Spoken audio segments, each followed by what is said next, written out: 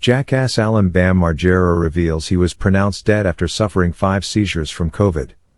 Former Jackass star Bam Margera is detailing his recovery from a life-threatening medical condition. After contracting COVID-19, Margera revealed he suffered 5 severe seizures and aspiration pneumonia, leading to an almost fatal result.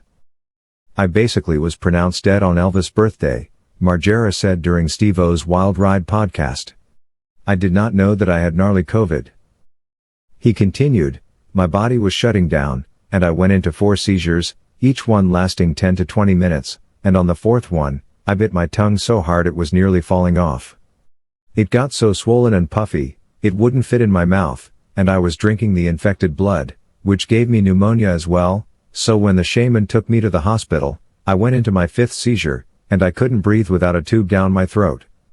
Margera, whose real name is Brandon Cole Margera, was unconscious for 5 days in a San Diego hospital despite feeling like he was admitted only a couple of hours ago. After 8 days in total, Margera was released from the hospital. "When they took that tube out, I felt like I sucked on Darth Vader's dick," he said.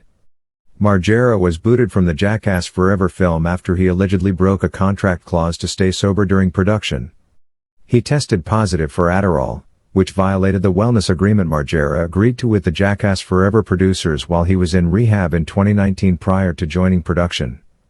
Margera said at the time, via Variety, that he had been taking Adderall by prescription for a decade.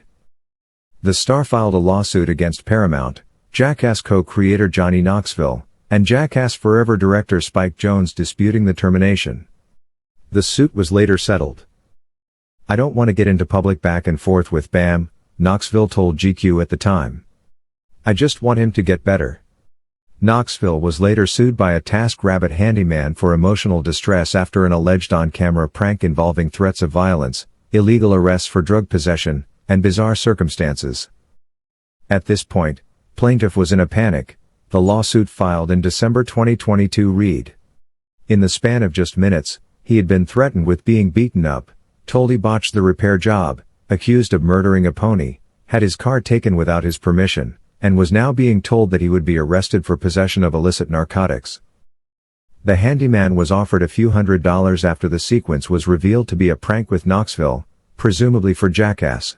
Yet according to the lawsuit, handyman Khalil Khan suffered from lack of sleep, anxiety, and emotional distress after the incident, fearing that he would suffer from embarrassment and ridicule once the bit was made public.